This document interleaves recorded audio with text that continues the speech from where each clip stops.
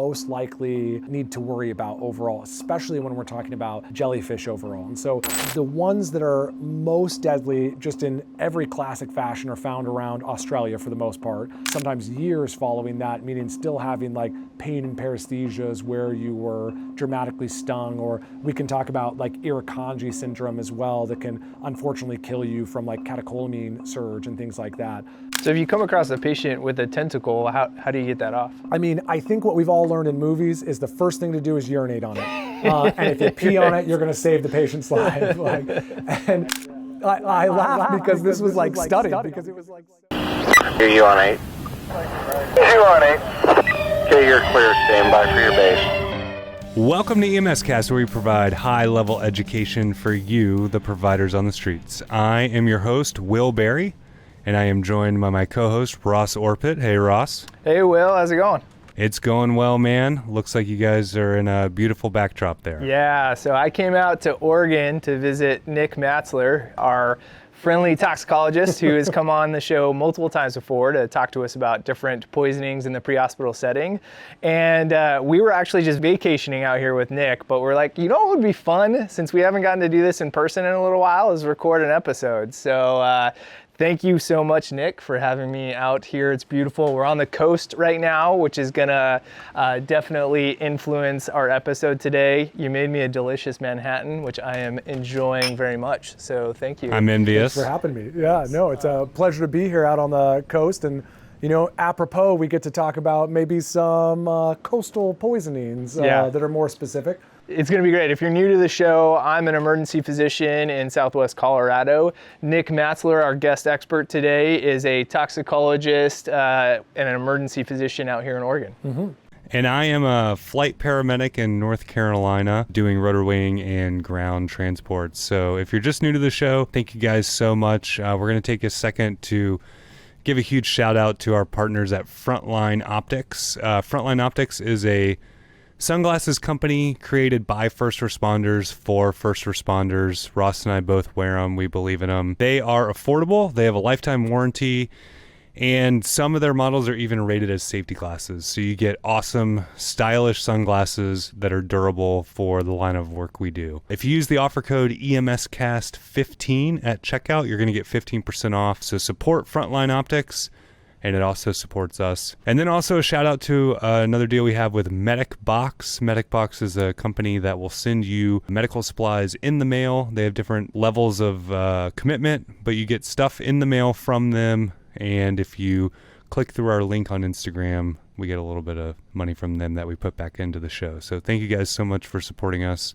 Thank you so much to Frontline Optics for sponsoring the show. And as a part of their sponsorship, they actually are giving each one of our guests who come in to do a lecture on the show a free pair of sunglasses. And Nik, you know what else about these sunglasses is, I notice you're wearing prescription glasses. Yeah. They do come in prescription as well. So if you send them your prescription, you can get a pair of those sunglasses.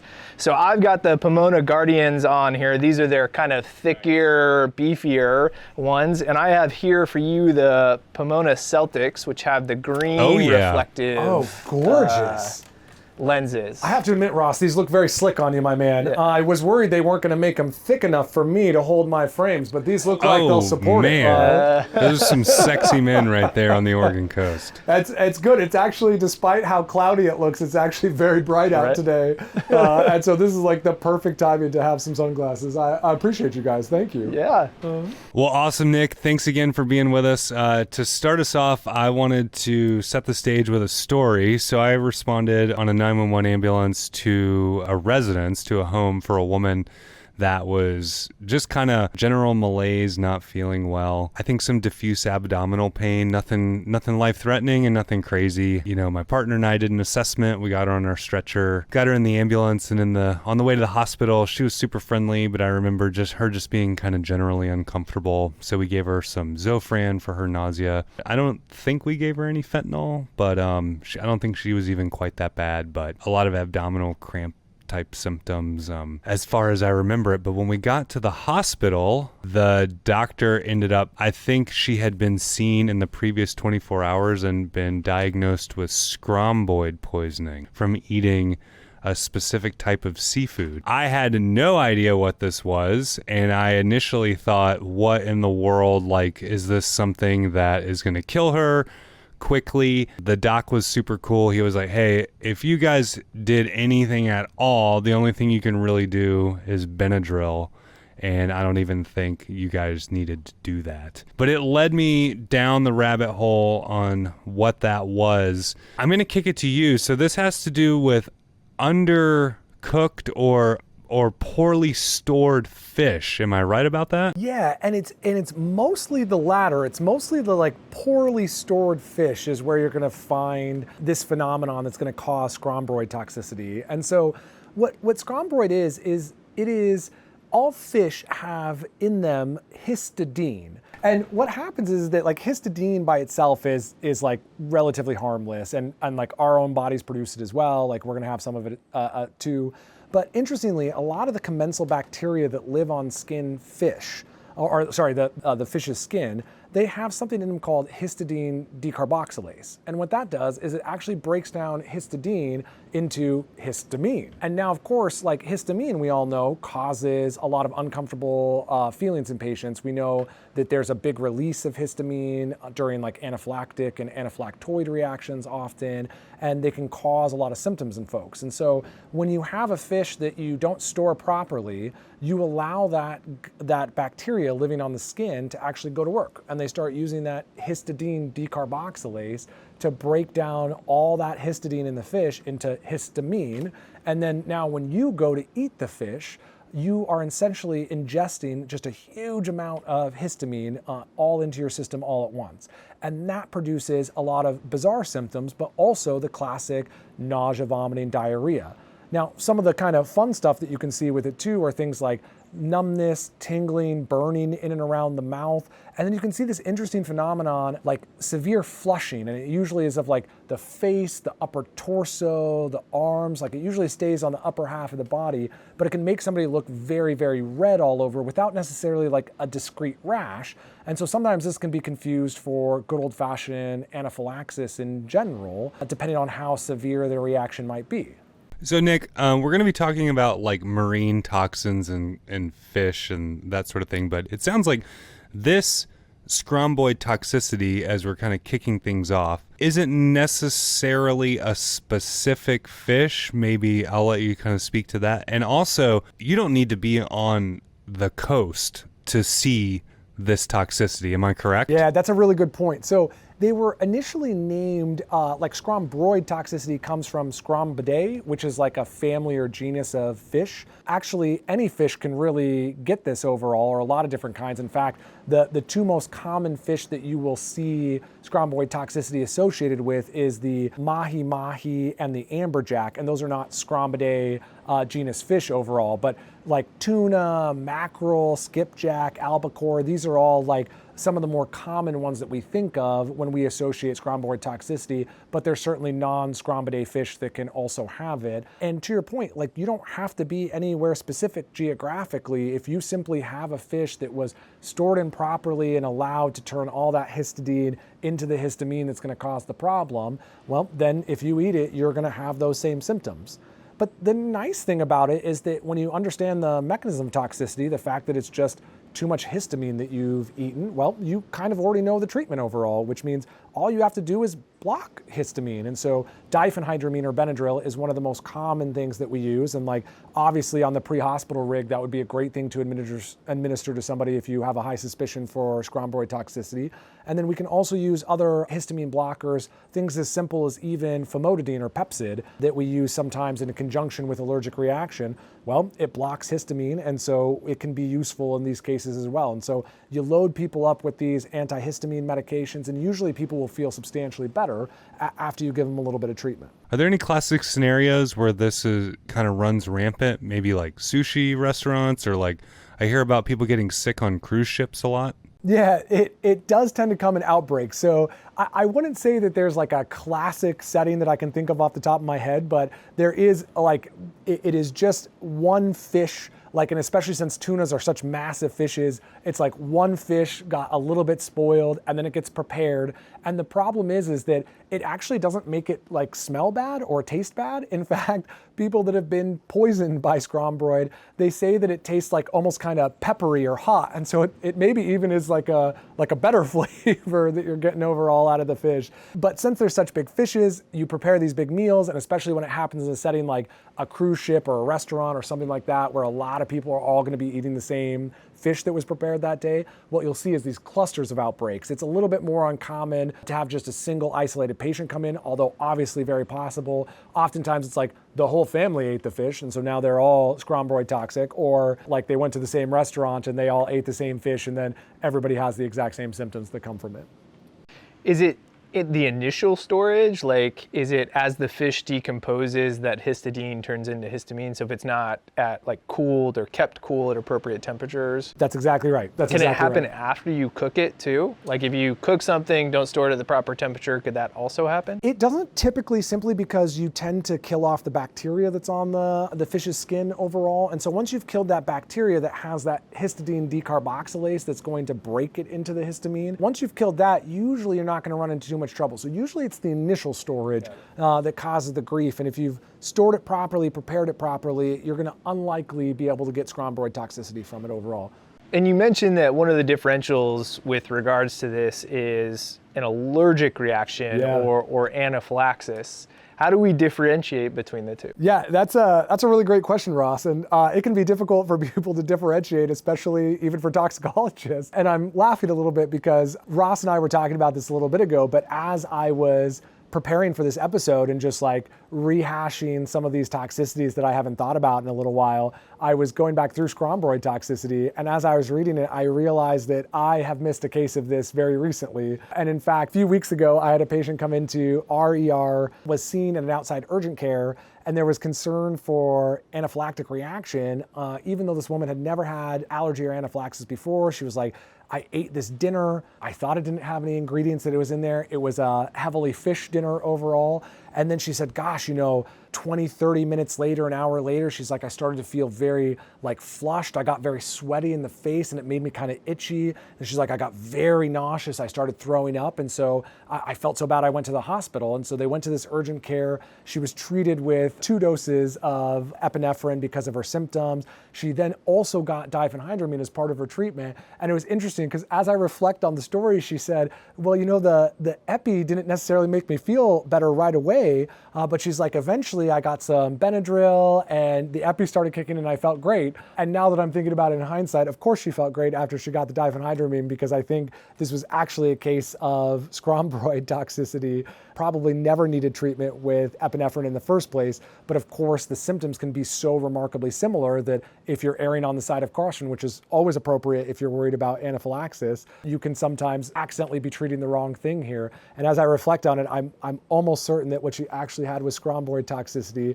And as an interesting side effect, not that the patient was severely harmed, but she did have a substantial elevation in her troponin because of all the epinephrine that she had needed. So again, I don't mean to caution people to not treat with epinephrine. If you're ever on the fence, the better part of valor is probably just to treat anaphylaxis and not let it get down the road. But it's just interesting because it wasn't even something I was thinking about strongly, even as a toxicologist, and I definitely missed this case. And so these can be very challenging. So having it high in your differential, thinking about this, like putting it somewhere in the back of your mind and saying, hey, what were you allergic to this time? And if they're like, yeah, I've eaten fish my entire life, I've never had a problem, and today I had a fish, and now I'm here. Think about this in the back of your mind as maybe a different route you can travel, and maybe while you're getting ready to give them the IM epinephrine, you can give them a shot of Benadryl and see if it makes them a lot better quickly. Help make it clear for me, what are you going to see in anaphylaxis that you're not going to see in scombroid that would maybe push you more down that route? The urticaria is not going to really be a common finding in scombroid. So you are going to see severe flushing. And I think one of the difficult things with that is I feel like I certainly certainly have seen cases of anaphylaxis, and I'll be interested in what you guys say too, but I feel like I've seen cases of anaphylaxis where the patient is just very red. Like, I don't see like these nice raised wheals, and I'm like, oh yeah, there's definitely urticaria everywhere. They're just red, and I'm like, yeah, this is probably urticaria that's just sort of flat overall, or maybe they're globally edematous, and I've just never seen them before, so I don't recognize that their arms and legs are a tiny bit bigger while they're red. But if you do see like nice urticaria, like especially if you've got wheezing and things like that, that's going to push me a lot more towards anaphylaxis, even though there can be some overlap in those symptoms, because histamine can cause a lot of crazy stuff in you, and certainly some of the symptoms of anaphylaxis are due to massive histamine release from the mast cells, and so it can be a little challenging. But I think if I saw good urticaria on a patient, even if they were red, I think I'd probably go much more down the anaphylactic route rather than the scombroid, even though technically you might see a tiny bit of overlap there. Yeah, I think if you read the textbook, right, it's technically the allergist definition of anaphylaxis is 2 or more systems involved, qualifies as anaphylaxis. So if you're seeing flushing and GI upset, like theoretically there's an argument to be made that that's anaphylaxis. And like you said, I think more people are going to die if you don't treat it aggressively than if you overtreat. And so we don't want to caution anybody against treating if you do think that's a possibility. But I think really in emergency medicine, forget the 2 or more systems. What we really care about is the A, B, and C's, right? If it involves their airway, if there's swelling to their tongue, oral pharynx, if it involves their breathing, if they have wheezing, or if it involves their circulation and they have hypotension, that is absolutely anaphylaxis in the right story, and treat that. Outside of those symptoms, I'm not as quick to give epinephrine. I think that's well said. So, Nik, they can get anaphylactic from this, I'm gathering. What else, if anything, could kill them? You could theoretically get anaphylactic from this if you had like an allergy to something in the fish or like any of the ingredients the fish was prepared with, but just the injection of histamine alone shouldn't give you anaphylaxis by itself, but it can give you a constellation of symptoms that look remarkably similar to it, and maybe so similar that it would be nearly impossible to truly distinguish between the two of them. And I think Ross's approach is exactly how I would do it, meaning that if I feel like I have a few minutes to wait to give the epinephrine because their airway, breathing, circulation is all intact, they're hemodynamically stable, they look okay, there's no stridor, there's no wheezing, like that's a patient that I would probably say, if I had a suspicion for scombroid, I'd probably say, let's try the diphenhydramine first and see if we instantly make them substantially better, and very cautiously keep the epinephrine near the patient and give it to them if things start going south. But I'd probably take a few steps back and try to treat them as scombroid if I had a high suspicion for it. And if things started looking more like anaphylaxis, or I just didn't think scombroid was likely and it looked more like anaphylaxis from the get-go, I would just treat them fully as you would. So sticking with our theme of marine toxins, so now let's say, so scombroid has to do with poorly stored / refrigerated fish.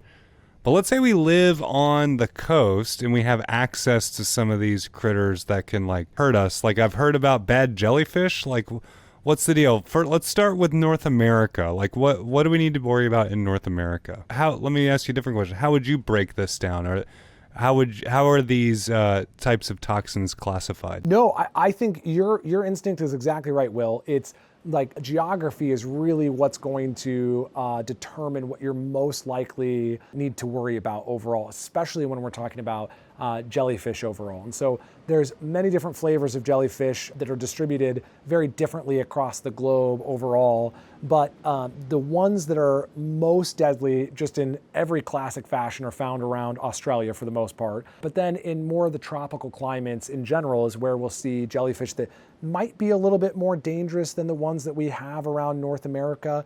Around Florida, you can see some jellyfish, and around Hawaii, you can see some jellyfish that are going to be a little bit more detrimental overall.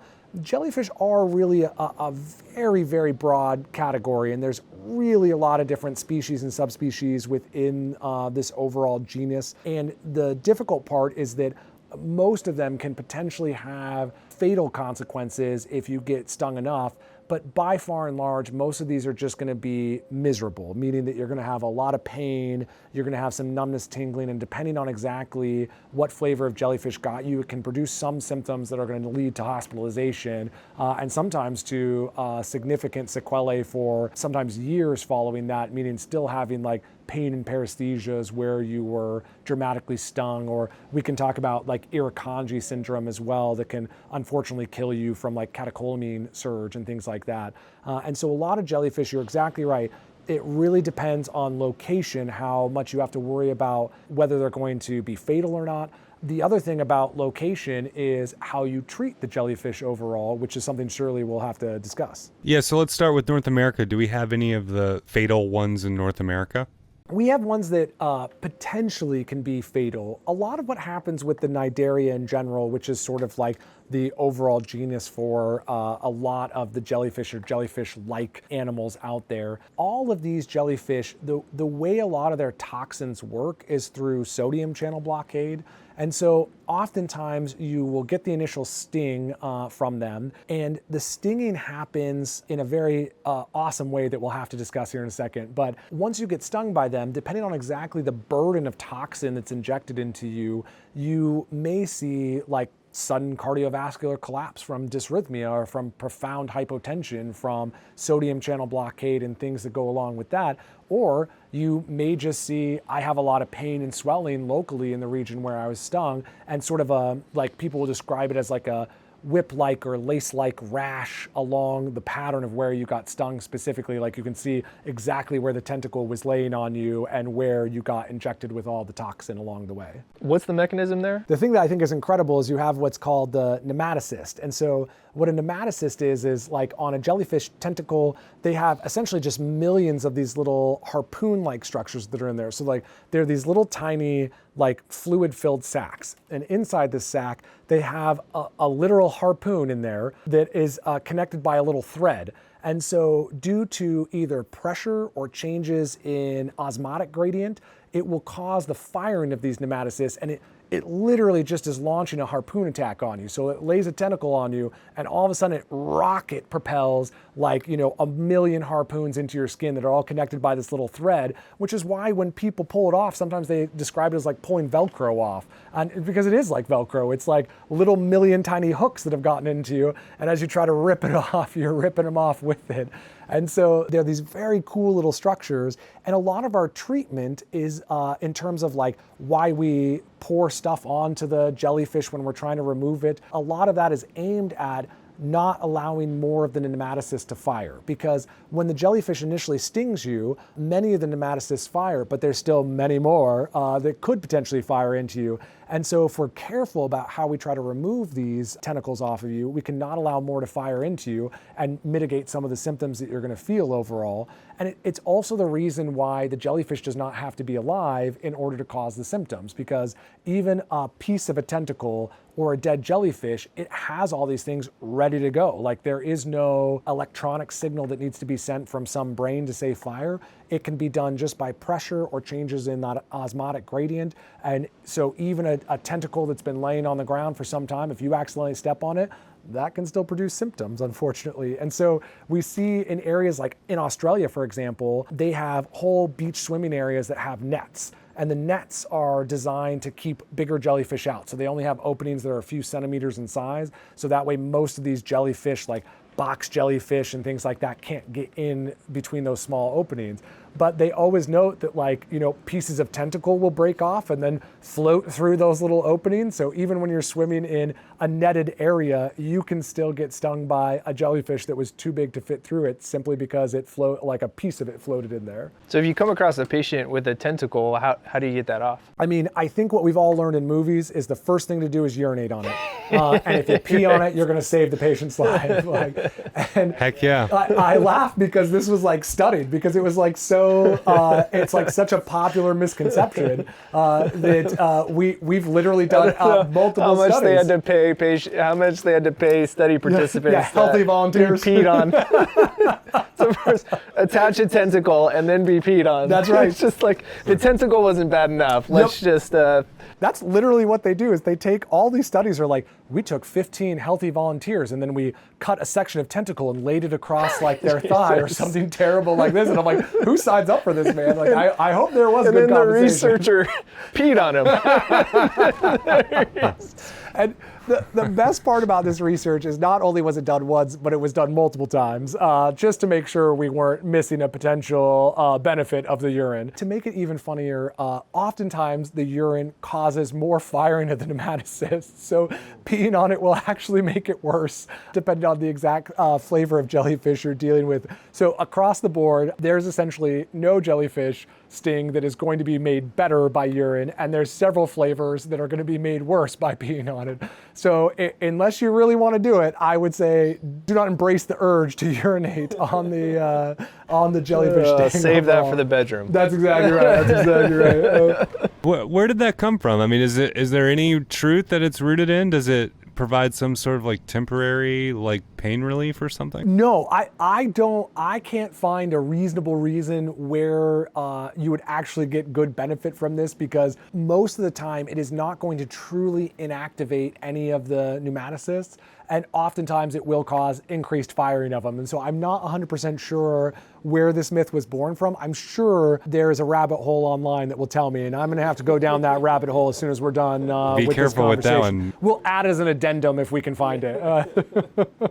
So what do we do then? So for the most part, you are trying to inactivate these nematocysts. And so what we found is that either vinegar or salt water, so either ocean water or vinegar, can deactivate a lot of these nematocysts overall and literally irreversibly deactivate them. So vinegar, for the most cases, for certain species of jellyfish, will completely and irreversibly inactivate these little harpoons. And so it will never be able to sting anymore, that strip of tissue that was hit by it. So most of the time you're gonna irrigate for like 30 seconds with some vinegar or with some ocean water, and that is going to allow you to then peel off tentacle that's still attached without causing more firing of those nematocysts. And so even if we completely irreversibly don't allow them to fire, then even if you accidentally squeezed it and put some pressure on it, they still shouldn't fire into you. So you should be safe from that standpoint.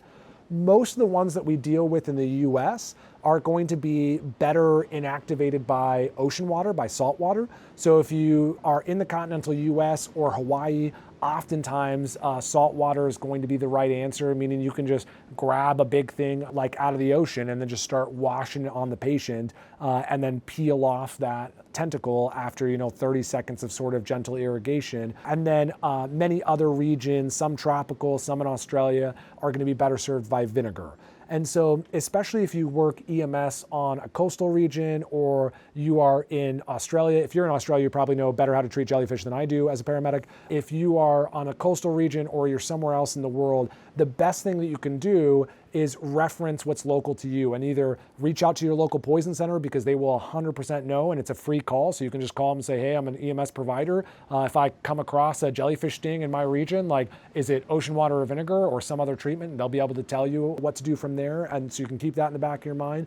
But if you're in the continental US, usually it's just going to be good old fashioned ocean water. There is a commercially available product that was manufactured to do the same thing. And it has many different components to it overall, but it is again designed to try to inactivate as many of these nematocysts as possible and make removal a little bit easier. And at least in the studies that were done by the manufacturer of this product, it works better than some of the other ones. But I don't know of a lot of regions or people that just have that stuff on hand. But I do know, for example, in some coastlines in Australia, like when you go down to the beach, there's like a big sign talking about jellyfish, and essentially connected to that sign is a bottle of vinegar that you can grab if you or one of your friends was stung by a jellyfish while you're out there. If you're going to pull this off of a patient, are there any precautions you need to take as a provider? Like, do gloves protect you, or? They might be able to protect you. They're like, for the most part, I'd say, yeah, they're probably going to be okay. The bummer is that some of these nematocysts, some of these little harpoons are like strong enough to penetrate up to 5 millimeter thick materials, and so like that's reasonably thick material. And so like, be careful when you remove these things, especially if you've hosed it down well with either the appropriate vinegar or the salt water or this commercial product if you happen to have it. As long as you've done that, you're probably going to be relatively okay. And it's going to be a surface area game. Like if you got stung by a few nematocysts, you may not even notice it, or you may have very minimal symptoms. It's a game of surface area. And so as long as you're not like removing it by laying it across your arm, like I think you'll probably be okay, especially if it's been fairly rinsed thoroughly and hopefully inactivated completely. Nick, you mentioned ultimately these toxins are a sodium channel blocker. I think about cardiac meds. Can you speak to any relationship to cardiac function? Yeah, so in general, the way you want to approach it is just good standard ACLS. There is some products that are available, like specifically in Australia, there's like a box jellyfish antivenom that can sometimes be used. And in fact, it can be given IM, and there's at least some case reports and papers of pre-hospital providers in Australia carrying this antivenom to be, or antitoxin to be given intramuscularly. But unfortunately, the intramuscular administration kind of has slow absorption overall. So sometimes it's not as beneficial in an emergent situation. But my understanding is some of those EMS agencies may carry it. It may be an old holdover, and maybe since it doesn't work as effectively nobody's doing it that direction anymore. But especially if we have any listeners in Australia, I'd be really fascinated to find out if you guys carry it on your rig still there, and if any of you have gotten a chance to use it, because I certainly never have, but I'd be fascinated to hear it. But most of the time, it is going to be good ACLS. A lot of times when these people get stung, it's very sad, because if it's going to cause like fatal arrhythmias and things like that, it happens so fast that sometimes people don't make it back to the shore even when they're stung out in the water. And so some of these victims are mislabeled as drowning victims overall because they just couldn't make it back to the shoreline. And then unfortunately, there are times when people literally walk out of the water and then collapse. But oftentimes this kind of blockade and this kind of toxin can be fairly brief in its action. And so if you can get them over that hump, meaning if you can do good ACLS for 10, 15 minutes, oftentimes these people will come back. And so there's nothing specific. If you don't carry the antivenom, you're never going to get it in time to actually give it to somebody, or unless you're a hospital that's near an area that has a lot of these jellyfish, you're probably not going to carry this. So if you're somewhere else in the world, like what you're going to have to do is just try standard ACLS. And good news is, if there can be any good news when you're dead, that oftentimes you're going to get people through this. If you can provide good ACLS, the toxin will wash out, and then they'll go back to hopefully fine from that point. So that's the mainstay, is like just the good supportive care that you all know how to do, the good ACLS, good chest compressions, and hopefully that patient will be fine enough to walk out of the hospital. But the very toxic exposures can happen quickly, it sounds like. If you get stung by a jellyfish, usually the symptom onset is going to be fairly swift, because again, it's like direct inoculation via these nematocysts and these little harpoons that are going into you. And so you're going to have fairly rapid absorption overall. There are some other components to it that's going to like break down the local tissue overall. So there's like metalloproteases and phospholipases and things like that that are going to cause like local inflammation. So pain, paresthesias, edema, that sort of stuff from these. The sodium channel blockade component of the toxin overall is what's really going to get you into trouble. And so you're usually going to see fairly early onset of symptoms, although they can be delayed by a little bit. And then often if you're going to have profound cardiovascular compromise, it's usually going to happen more quickly, but theoretically you're at risk for it. But for the most part, if you have a mild sting, you're at no risk, and almost none of those people go to the hospital. Like most people that get stung by jellyfish are treated locally, like at the water, like either with the vinegar or the ocean water sort of a thing. And then once they feel better, they're going to go. I want to get into the like local toxin treatment or the local tissue irritation treatment in a second. But with regards to the cardiac sodium channel blockade, is there any role for sodium bicarb? That's a great question. One of the difficult things is that this is a toxin that's really difficult to study because a lot of these are out of hospital arrests when they start, obviously, and then sometimes we don't have like a nice 12 lead EKG or a reliable monitor to get a QRS with to see if that's what's going on. If I saw QRS widening, I think I would try sodium bicarb as an antidote in that case as part of my ACLS algorithm. However, to my knowledge, it hasn't been robustly studied. as a adjunct to this. And I don't, like, the dysrhythmias that happen aren't classic for like a wide QRS dysrhythmia. And so I'm not 100% sure if it would give us a lot of bang for our buck. It wouldn't be the first thing that I would do to somebody once I got a line in them. I would just do the normal ACLS. But if during one of your pauses from chest compressions, if you had a 12 lead that showed QRS widening, I would probably try it, not just for that toxin, but also for consideration of like, did this patient, take their entire bottle of amitriptyline before they walked into the ocean. And then when they got pulled out, it's not the jellyfish that put them down, it was something they swallowed. Or did they do a bunch of cocaine and that's exactly alcohol right. before they went into the ocean? I think those go together with the ocean. Yeah, cocaine, amitriptyline, and alcohol. Do some cocaine, then do some like jellyfish dancing. Yeah, the reason I thought of it is stuff. because in cocaine overdoses, you get, we did an episode with your fellowship mate, Leslie Pepin, on cocaine. It's the smarter of us too. And so that was a really cool, she went through a cocaine toxicity case and we talked about the sodium channel blockade of that and the importance of sodium bicarb. So that's kind of what brought that up. But absolutely. I can imagine this is something not commonly happens and it's hard to That's exactly study. right. Yeah. Like, it happens frequently enough that it's described in terms of like the causative agent and like sort of the rapidity that somebody can go down. But unfortunately, because they're all out of hospital arrests and like it's so difficult to study those as a population, they're not as controlled. We just don't have as good of data from that perspective to really drill down on what happens. We do have some animal models in which they'll isolate these toxins from jellyfish and then they'll give them to different animal models to try to see if different substances will be beneficial to them overall. But unfortunately, we see a lot of wide variation in terms of the signs and symptoms that some of these animal models get. And sometimes we're not sure if that's because what we isolate out as what we think the toxin is maybe not the entire toxin. Like maybe there's more components that we're not isolating together with it, or maybe this animal model responds very differently because obviously there's a lot of sea creatures that are going to get involved with jellyfish that are going to be just fine no matter how much they get stung. And so unfortunately there's a lot of variation in the wild in terms of how it's going to happen. So the animal models may not be as good as we would hope, and then our ability to isolate what we think is the toxin out of there, meaning like the specific molecule, because I think especially when we're talking about anything that can envenomate you, and certainly we know from snakes, it is a many different molecule soup in there that all of them cause different symptoms. And we say, well, we think this one is more responsible for the tissue breakdown. Well, we think this one's more responsible for the edema. This one's more responsible for the cardiac consequences. But the issue is that it may be synergy between all of them that is really what produces the more fatal consequences. If you're desiring more information on cocaine or specifically the sodium channel toxicity, that was episode 25 that Ross was referencing. Great conversation there.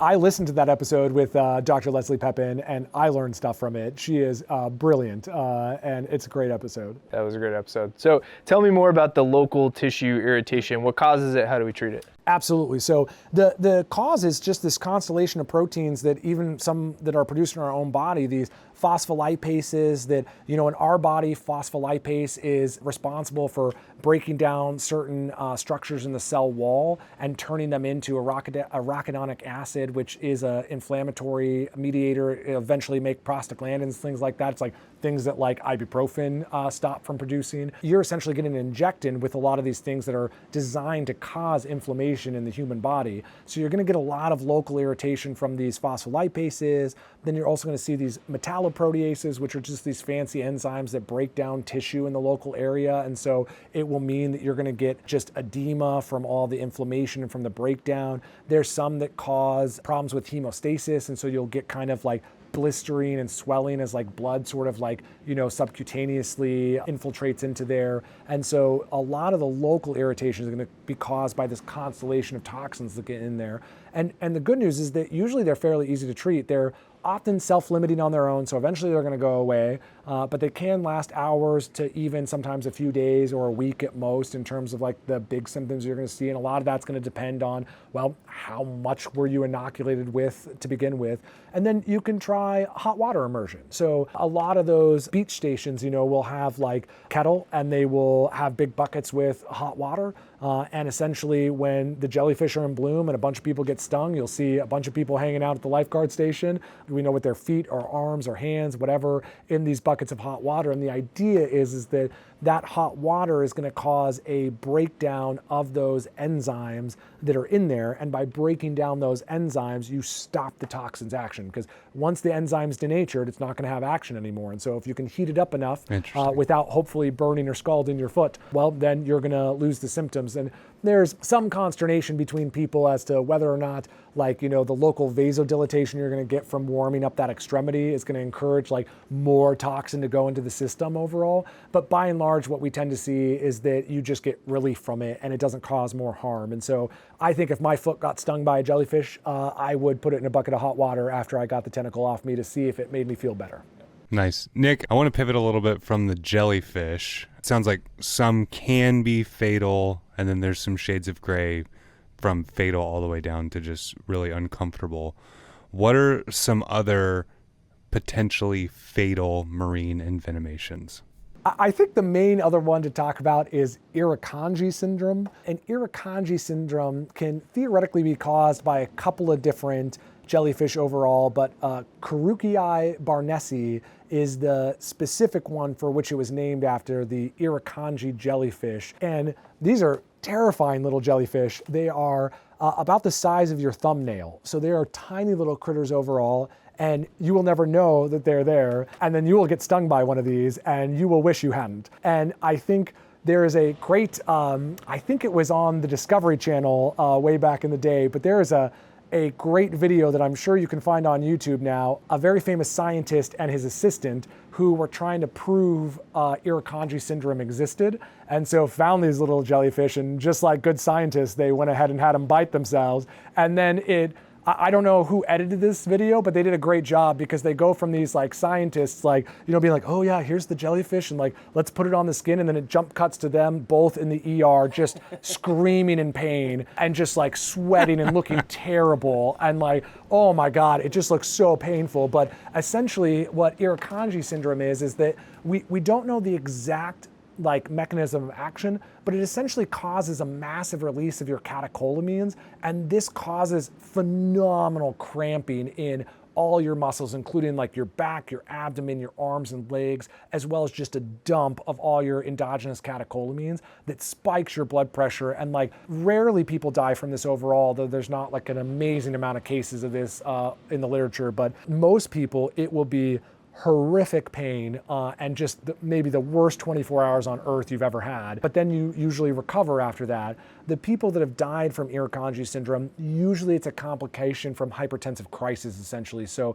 the case reports that I can remember off the top of my head of deaths were from people that suffered intracranial hemorrhage from sudden spikes in blood pressure, because these people's BP will get up to 280, 300, from people who are Holy otherwise smokes. normal tensive, young and healthy. And so that sudden jump from going from hey, I'm a $130 all the way to 280 sometimes isn't tolerated, and then they end up with spontaneous intracranial hemorrhage, and then that's ultimately the cause of their death overall. And so it is a condition that you may wish you were dead, but oftentimes you will survive, but you will absolutely require hospitalization for the most part. And usually it takes just horrendous doses, opioid pain medication, sometimes intubation, more sedation, although I think that's a treacherous road to go down, because you may not know if you're controlling their pain adequately at that point if you have intubated them. And so a lot of these people are just screaming and suffering for 24 hours with as much pain medication as we can give them. And then eventually the toxin wears off and they go mostly back to normal. It's just full body pain?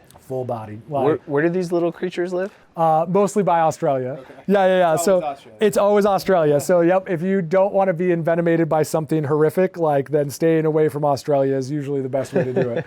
Even though it's a gorgeous area, and I've been there once and I loved it.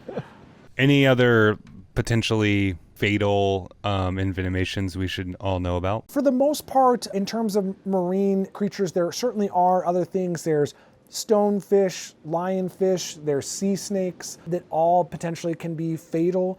Most of the time, for some of these creatures like stonefish, lionfish, it's a very similar thing to jellyfish in general, meaning that usually what we're going to see is very terrible local symptoms, like a lot of pain and swelling in a certain place, but sometimes they can lead to fatal problems, usually cardiac arrhythmias or hypotension, things like that. And there are sometimes some antivenoms present for those creatures. But again, the really tricky thing about this is that people that are really going to get sick on them are oftentimes not going to make it all the way to care. And even if you have the antivenom, you may not, it may sometimes be a little bit more dangerous to give than just deal with the symptoms, depending on the severity of the symptoms overall. And same thing with the sea snakes. You can listen to our snake episode that we did some time ago where we didn't quite touch on sea snakes, but it's a very similar story, meaning that like these sea snakes can be neurotoxic overall. And if they bite you, you're going to be in really big trouble because for most of them, we do not have a antivenom available. And there's sometimes a suggestion that related species of snake, maybe we could try an antivenom from one to the other. But usually geographically where these snakes live, you're not going to realistically be able to get an antivenom that even might work for this like specific snake. And so unfortunately, a lot of these cases are just going to be good old-fashioned supportive care and trying to get the patient through the toxicity. And hopefully you survive the toxicity overall, because unfortunately there's not going to be a lot of specific treatment that we're going to be able to do for you. So there's certainly other things to watch out for, but for the most part, between all these things, it's going to be supportive care and it's going to be treating the local symptoms. Yeah, wow. Something that listening to you just now that sticks out to me, the jellyfish, we come in physical contact with them, and sometimes it sounds like these jellyfish are so small or the contact can be so minimal, we may be unaware of it. The sea snake, we are bitten by that, so we generally know we were bitten by it. Are there any other creatures out there that we can potentially come in contact or our patient can come in contact with and we wouldn't know it, similar to the jellyfish? For the most part, all the other stuff that's gonna cause bad symptoms, you're usually gonna be able to see, and you're usually gonna be able to have a realistic idea of like, oh, I stepped on something I probably shouldn't have stepped on, even though I didn't visually see it. It's like you feel like that sting from like a lionfish or something else like that. You're like, oh wow, that's phenomenal. Or you were bitten. Or like fire coral, if you came in contact with it, you would be like, oh wow, like I know this was it because I like brushed my arm against it and then I got symptoms right away. That, for the most part, you're going to see that. The other one that sometimes you can't see is something called sea bather's eruption. And this comes from actually cnidaria from jellyfish, but like from their like larval form. And so they're so small because they're just in their larva that you can't see them at all. They are floating around in clusters in the water. And what happens is you wade out into the ocean, you go for a swim. So far, so good. What happens is that those little larvae get trapped in like your swimsuit, and usually like it has to be like a lot of pressure like around the elastic. So it's like around the elastic band of your swimsuit, all these little larvae get caught. And so far, no big deal. And you swim around, you're just gathering up all these little larvae in your elastic band, they're in close proximity to your skin. And then you get out of the water and you go over and you're like, great, time to like use the little beach shower and shower off. Well, the stuff coming out of the beach shower is normal water. It doesn't have all the salt content in it. And in the larval jellyfish, they don't have the more mature ones where they will fire in response to like contact and slight pressure. Usually what it's going to take is a massive osmotic shift or massive amounts of pressure to get those little ones, those little nematocysts to fire. And so the most common story is I got out of the ocean and then I went and turned on the shower and got in the shower to wash the salt water off of me. And then, oh my gosh, what is happening to me? Like I have all this like pain and itching around like the elastic of my swimsuit. And then of course what it is this sea bather's eruption that we call it. And the real bummer for that is like you can have symptoms that last up to like a week or more, but usually it's fairly benign. It's like some pain, it's mostly like itching to come along with it. You can see a rash that comes along with it. And then the symptoms abate, sometimes hours, sometimes several days, unfortunately. And what's fascinating is that you see like big outbreaks of this. Like you'll see like especially around Florida and Hawaii, like more of these tropical areas that are going to have jellyfish, you will see these outbreaks, but then they'll go away for years. Like there was a 25-year period in Florida where 0 episodes of this were documented, yet like sometimes there's like 100,000 cases, over the weekend when people are going swimming. And so it's fascinating how episodic it can be overall, but it's usually fairly benign overall. But careful when you go to take those showers after you get out of the ocean. So I think we started the episode with an ingestion of scombroid, not necessarily life-threatening for the most part, just makes you feel miserable. We moved on to some stings. I think there's one other important ingestion you want to talk about, which actually is life-threatening. Totally. Which is the pufferfish. That's right. Or I think it's fugu is the name of the dish that's prepared, I think, in Japan with pufferfish. But pufferfish in general has something called tetrodotoxin. And tetrodotoxin there is this like theme overall, messing with sodium channels is a bad idea, but tetrodotoxin is also a sodium channel blocker overall. And the typical, my understanding, and I've never had pufferfish myself, but my understanding is that in order to have it, like the real stuff, so to speak, you have to be specially licensed and certified in order to do this. And I think even to import pufferfish, it has to undergo like laboratory testing to prove the absence of tetrodotoxin. But my understanding is that when you eat like the real, like finest delicacy of pufferfish, is that you're supposed to get like a little bit of like numbness tingling on your tongue or lips after you've eaten this piece of sushi. A little bit of toxin is just the right. That's exactly right. Dose makes the poison, man. And like if you have just a tiny bit, that's my understanding is that like that's sought after. But essentially what happens with this stuff is you are going to feel like, numbness, tingling. It's usually like perioral as it starts overall. And then it's going to spread, and then you are going to be fully paralyzed. And you are going to be awake for the whole thing, just as if you had given somebody a dose of rock without any drugs to help them sleep. You are going to be awake, and you are going to die of paralysis after you eat this bad boy. And so it can be extremely deadly, and you have to be really careful for this, especially if you're going to be adventurous and try to go eat some pufferfish overall. But if we are able to treat you, and we can treat you supportively, usually you're going to do reasonably well overall. Of course, like, you're going to last, this is going to last for a variable length of time, but usually it's on the order of like a few days worth of paralysis. And so then you're really looking at like, how sick were you with this paralysis, and like many of the sequelae you're going to get is just from the interventions that you're going to need and how quickly you got those interventions. Did you become anoxic or hypoxic during the event? Did you have to ride the vent for a long time and now you're very deconditioned? So a lot of those things are going to be dependent upon exactly like how well you did after the initial inoculation. But the way it's going to kill you is by flaccid paralysis, in which you're unfortunately no longer going to be able to breathe on your own. And if nobody's there to breathe for you, then unfortunately you would succumb overall. And so you have to be very careful if you're ever going to do any of this adventurous eating and try to have this delicacy. But again, my I've never seen this on the menu. Where do you find pufferfish? Like what type of restaurant? Yeah, so in my toxicology textbook, it says LA is one of the, like LA and New York are the common places that you will see this in the continental US. And I think it's just because you have to go to like a fairly high-end restaurant to, I think restaurants that are outside of my price range to experience this kind of delightful numbness of your tongue, like just the right amount,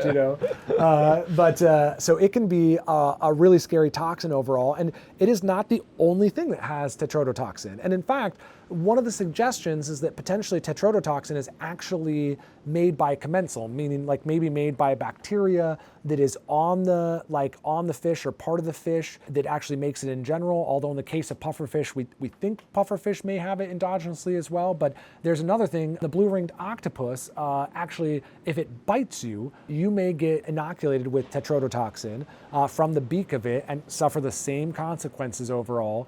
And in the case of the blue-ringed octopus, we actually think that it often is from a commensal, like a bacteria or something on it that's actually producing that toxin. And so it's sort of like accidentally part of the blue-ringed octopus. And it's so named because it has these like fluorescent blue rings that are very gorgeous to look at. But of course, just like things in nature that are very pretty, those are warning signals. So normally it's a different color. So if you see a blue-ringed octopus and you recognize it because of the blue rings, it's angry at you. So be careful. But as with all good envenomations, most of the people that get envenomated by these things are people who are trying to handle them, and then eventually it gets angry enough at them to bite them with their beak, and then they get inoculated from that. And so if you see a blue-ringed octopus, they're usually pretty small critters, but if you see one, you can admire it and just don't handle it, and you're probably going to be just fine overall. But another avenue where you could get this same kind of exposure. And Nik, the pufferfish, is that strictly in the setting of consuming it like food, or can that happen in the wild? The spines in it can potentially inoculate you as well, but mainly the way we see it done is by eating, because usually the highest concentration is actually in the ovaries of the pufferfish overall. But theoretically, you could get toxic from handling it, but usually it is like ingestion that we see from the pufferfish itself when it's causing problems. So Nik, it does sound like there's a lot of things in the ocean that can potentially harm us. I think we've covered a lot of the big ones that can cause problems for EMS providers. Is there anything else that we need to know about? Yeah, so at the end of the day, I think it's nice that we've had this theme of sodium channel toxicity in general, whether it's a blockade, whether it's opening the sodium channels, it's messing with the sodium channels in some way, often causes a lot of badness.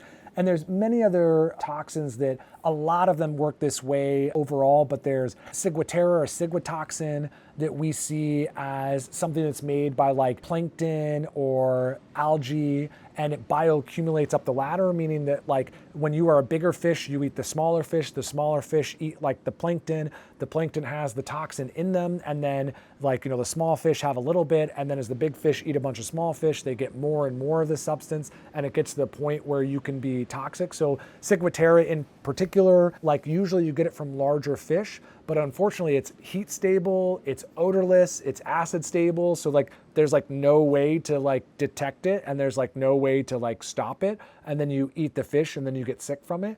And usually that's not going to kill you, but it is going to cause some like weird symptoms, like it'll make your teeth feel loose, and it'll cause this hot cold reversal where like cold water feels like it's burning you alive and hot water feels like it's freezing cold, which is a fascinating symptom to find overall, even as terrible as it is. And then there's all sorts of other things. There's brevetoxin, there's saxitoxin, there's domoic acid. All these things have like things that are going to be unique to them in terms of like little differences, but the most part for like EMS providers, they are all going to be supportive care for the most part. Like it's all going to be like, hey, I found this patient seizing, or I found this patient hypotensive or vomiting or any of those kinds of things, and you're going to just go ahead and do all the things that you normally and amazingly do to support these patients while they're symptomatic, take them to the hospital, and then when they call me on the phone, I'll get to wax poetic about how awesome their like this toxin is and what it does to them. And then at the very end, when the ER doc cuts me off and says, just tell me how to treat it, bro, I'll say, just keep doing the things you're doing. There's nothing else to be done necessarily. There's sometimes some antidotes that have been tried, but like the literature that subsequently has come out is like not very amazing in terms of how, like whether they work or not. So oftentimes I'm just recommending supportive care. The one caveat to all of this, or not caveat, but the one reminder, because I just like to keep reminding EMS providers, don't put yourself in a dangerous situation. So there is one toxin called palytoxin that is usually produced by coral species overall, but very famously, the way sometimes people get sick from this is they're like fish enthusiasts. They have their own tanks at home, they're growing their own coral, and then there comes a day where they need to clean their tank out, and so they put all their coral and everything into their side tank, and they're cleaning out their big tank, and they take some boiling water and they throw it into the tank so that it can all, like, they can start cleaning it, and that boiling water aerosolizes the palytoxin, and then you go down. And so there's some very famous outbreaks of this stuff, especially around aquariums, where it's like not only were 6 people injured and they all needed rescuing, but the 4 firefighters who went in to drag them all out all needed medical attention as well after everything was said and done. And so it's just like in the realm of tox, when you see somebody down, like wait to go fetch them until you know the area is safe. And so again, that's always going to be a tricky thing to do, but it's just another plug to keep your guys safe out there. And when things look weird, like you're like, hey, why is everybody unconscious over there in that room? Like maybe think about putting on a respirator or letting one of the firefighters go in there first with like some of their fancy equipment, or use them as a canary, something like that. I don't know. But just be very careful when you see a group of people down, because that's often going to be a toxic exposure. And oftentimes that's going to mean that if you run in there, you're going to be hurt by it too. So take that extra second before your natural instinct to try to help somebody kicks in. That's really good advice. Before we have you kind of wrap this episode up for us, if you've listened this far, I just want you to know that we want to hear from you. You're the people who can help us make this show better for you. So we need your help. We need your help to make this show better. We have a link in the description below. Please go down there and fill out a very brief survey so that we can know what you guys are looking for in this show and provide better content for you. And if you fill that survey out, you'll be entered to win a free pair of these Frontline Optics sunglasses that we'll be giving away in the beginning of September. And again, if you want your own pair of these sunglasses, you get 15% off, EMScast15, if you go to their website. Rock on. I love it. When we talk about marine envenomations and toxins, first and foremost, something we have to touch on is scombroid poisoning. That's important because it can happen to anyone, anywhere. You don't have to be in a coastal region. It has to do with poorly refrigerated and then subsequently kind of poorly prepared fish that is eaten. The treatment is usually antihistamines. It can be almost a anaphylaxis mimicker. You won't necessarily know right away, but it's something to be aware of, that the antihistamine is actually the treatment. Once we get into actual marine envenomations, like we're getting close to these critters, you talked about all different species. The box jellyfish kind of gets the honorable mention there, which is out of Australia typically. But the tentacles are covered with these pneumatocytes. They're small. They embed themselves in your skin. They're where the bad juju comes from. They actually are not inactivated with urine. That's a myth. Vinegar or salt water is a great way to inactivate them. And sometimes on some beaches around the world, there's even vinegar available for this purpose. But inactivate them and then remove the tentacle if you're able to see it. But the thing that's interesting about this is the really, really bad envenomations with these really nasty jellyfish. It's a sodium channel blockade, and some of them can actually produce cardiac arrest while the patient is still in the ocean, which can mimic a drowning, but that's not what happened with these patients. It was an envenomation and a sodium channel blockade. Next bad marine thing that can happen is irukandji syndrome, which again gets mentioned from a nasty little jellyfish. These guys are actually the size of your thumbnail, and they also are in Australia. But this one, you get a massive catecholamine release. These patients get incredibly hypertensive and can have really bad sequelae from that hypertension.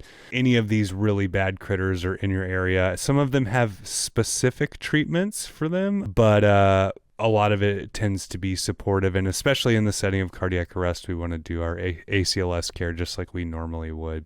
And then last but not least, tetrodotoxin, again, sodium channel blockade, but this one is contracted from consuming pufferfish. It can be from coming in contact with pufferfish, but it sounds like most of the cases are from consumption of these pufferfish, usually in the setting of they're being served as kind of a delicacy.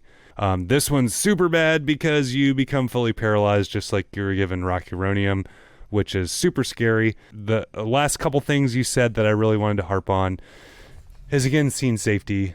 It gets said all the time in EMS circles, but as it relates to tox, if you see a situation where there's somebody unresponsive or in need of serious help and you don't really know what happened to them, don't become another victim of the jellyfish or whatever took them down, not just with marine envenomations, but with any toxin, a carbon monoxide or a toxic gas. With any of these toxicological emergencies, we want to make sure we're keeping ourselves safe first and foremost. And then I'm throwing a lot at you, but last but not least, I wanted to give you a shout out when we were talking about scombroid poisoning. I just wanted to highlight that you mentioned some really awesome self-reflection that you did of potentially not treating one of these patients that you saw recently and how you were reflecting back on that. I think that that's a phenomenal behavior to point out for anyone that's in EMS, in medicine in general, but specifically for you guys and those of us in EMS, like even Nik, who is an emergency physician and a toxicologist, is constantly reviewing the things that he's done and making sure that he's providing the most optimal care. So he's constantly learning. So shout out to you, man. That's awesome. Well, again, I appreciate the heck out of you guys. Like, it's always a pleasure to get the opportunity to come on the show, and like, especially at such a gorgeous backdrop to have you out, Ross. And Will, next time we'll have to have you out as well, man. We'll do it all live together. Oh yeah, buddy. That sounds great. We'll compare Oregon coast versus North Carolina coast. I like that. East Coast versus West Coast. And with that, I think we need another Manhattan. I think we've done it perfectly. These are fucking nice glasses. I know, right? I know. Yeah, actually, I really... These are like beefy. I like it. Like, they're not like... They're light, but they're like beefy. Yeah. Which I like, because most of the time I feel like they're either like the cheap ones that are like thick and like 10 million pounds, or they're like just break. Yeah. No, and what's great about these is they have the no questions asked replacement program. So if you break them, scratch them, you can send them back, get a new pair. Dude. Yeah. Hell yeah. I've been hard on mine, and they've held up. I've had mine since Christmas. Nice. Like, are these the safety rated ones, the safety glasses, or like? So mine are the Pomona, and they are. Yeah. I can't speak to those. Yeah, those are. Nice. Yeah, these are the Pomona. That's awesome.